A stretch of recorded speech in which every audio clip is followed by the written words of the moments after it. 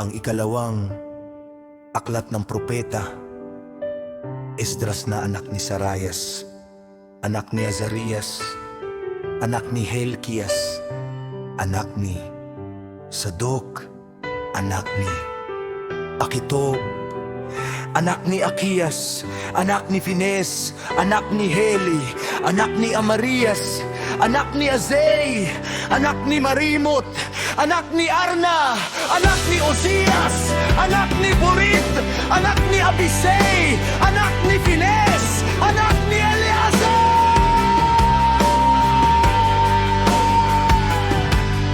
Anak ni Aaron mula sa lipi ni Levi, na nabihag sa lupain ng mga Medo noong paghahari ni Artajerjes na hari ng mga Persa.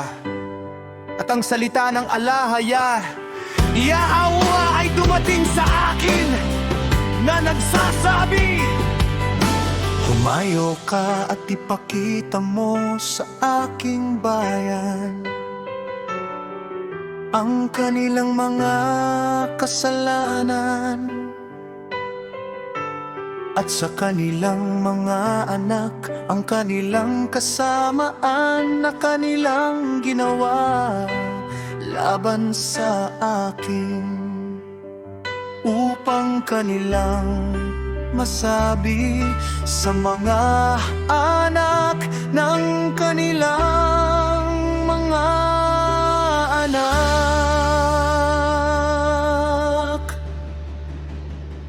Sapagkat ang mga kasalanan ng kanilang mga ama ay nadagdagan sa kanila, sapagkat ako ay kanilang kinalimutan at naghandok sa mga dayuhang Diyos. Hindi ba ako rin ang naglatas sa kanila mula sa lupain ng Egipto, mula sa bahay ng pagkahalipin? Ngunit kanila akong ginambala sa galit at hinamak ang aking mga payo.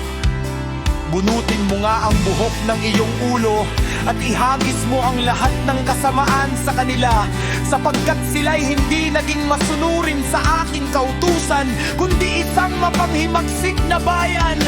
Hanggang kailan ko pagtitiisan sila na aking ginawan ng napakabuting bagay. Maraming hari ang aking winasak dahil sa kanila, si Paraon pati ng kanyang mga lingkod at lahat ng kanyang kapangyarihan ay aking pinatumba.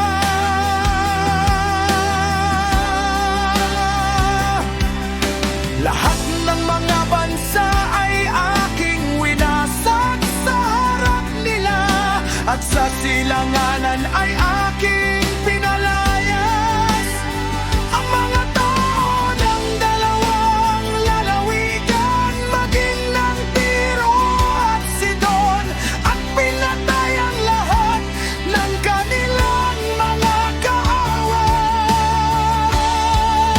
Kaya't magsalita ka sa kanila na sabihin, ganito ang sabi ng Alahaya.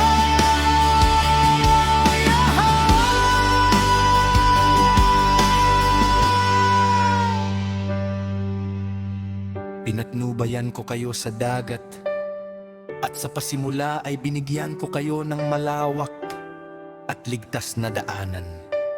Binigyan ko kayo ni Moises bilang pinuno at ni Aaron bilang kahan. Binigyan ko kayo ng liwanag sa haliging apoy, at gumawa ako ng mga dakilang kababalaghan sa gitna ninyo. Gayon may ako'y inyong kinalimutan, sabi ng Yahweh Walahaya. Ganito ang sabi ng makapangyarihang Yahweh, ang mga pugo ay naging tanda sa inyo. Binigyan ko kayo ng mga tolda para sa inyong kaligtasan. Gayon may kayo'y nagreklamo doon, at hindi nagtagumpay sa aking pangalan para sa pagkasira ng inyong mga kaaway, kundi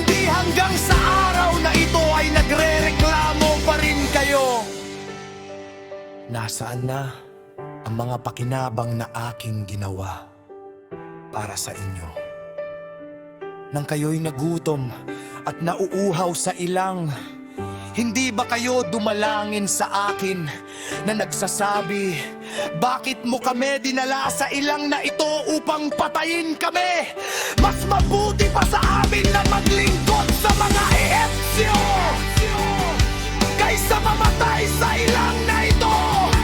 Kaya't naawa ako sa inyong pagtangis at binigyan ko kayo ng mana upang kainin, at kinain ninyo ang tinapay ng mga anghel. Nang kayo'y mauhaw, hindi ba aking pinukpok ang bato at umagos ang tubig?